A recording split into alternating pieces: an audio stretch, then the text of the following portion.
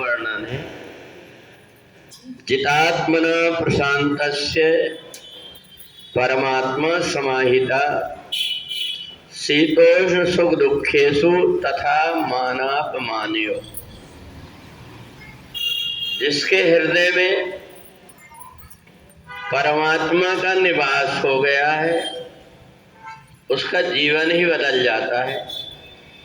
जब कभी वो सोचता है तो परमात्मा के विषय में सोचता है, कोई ना कोई बहाना से परमात्मा की भक्ति करने को मिल जाए, परमात्मा की पूजा करने को मिल जाए, इसके लिए कोई ना कोई रास्ता, कोई ना कोई बहाना बना लेता है।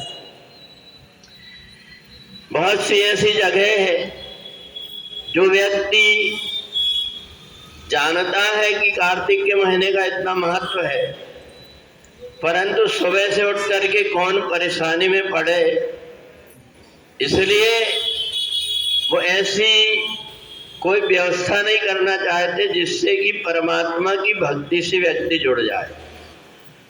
पर परमात्मा जिन लोगों को प्रेरणा देते हैं, प्राप्त पुण्य कृताम लोकान, पहले जन्म का कोई पुण्य अगर होता है तो वो व्यक्ति कोई ना कोई ऐसी व्यवस्था बना देता है कि पता नहीं जीवन का कौन सा क्षण आखिरी हो जाए, इसलिए ज्यादा से ज्यादा परमात्मा की भक्ति करने को मिले, ऐसा व्यक्ति अगर सोच लेता है।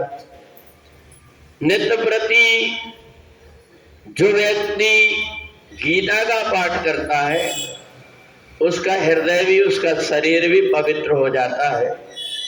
गंगा में स्नान करने से एक ही पुण्य मिलता है कि शरीर के पाप नष्ट होते हैं, पर गीता में स्नान करने से अनेक पुण्य होते हैं।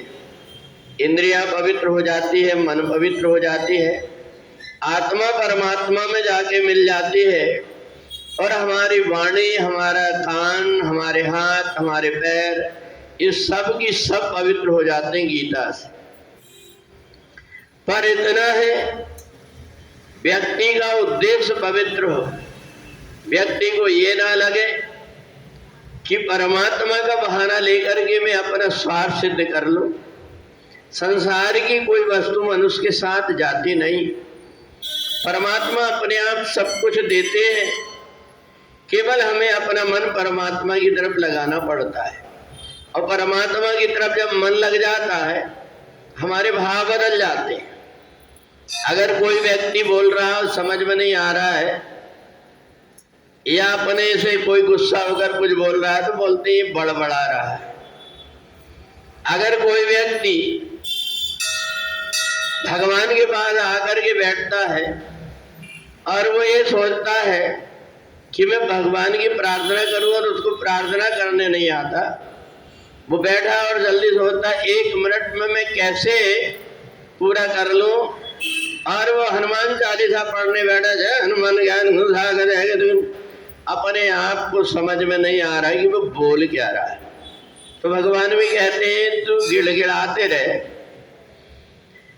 जब हम प्रार्थना करते हैं उसके स्वर अलग होते हैं, जब हम डांटते हैं उसके स्वर अलग होते हैं, और इसलिए वेदों में हर चीज की एक व्यवस्था बनी हुई कि हम जब कभी परमात्मा से कुछ कह रहे हैं, मम गुण गावत पुलत शरीरा गदगद गिरा नयन वह नीरा।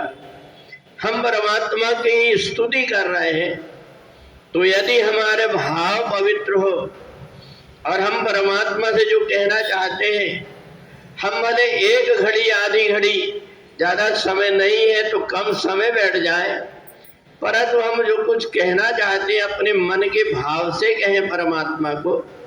तो इसलिए जब व्यक्ति भाव से कोई काम करता है तो परमात्मा की निश्चित रूप से कृपा होती है। अगर परमात्मा की कृपा नहीं हो रही है तो ये समझ लो कि हमारे भाव में, हमारी विधि में कोई ना कोई कमी रह गई।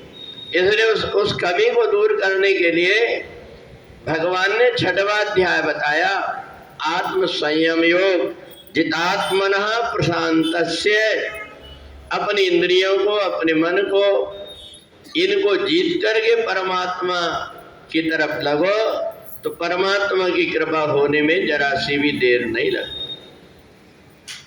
सबसे सुंदर सबसे प्यारा है तेरा दरबार, सबसे सुंदर है तेरा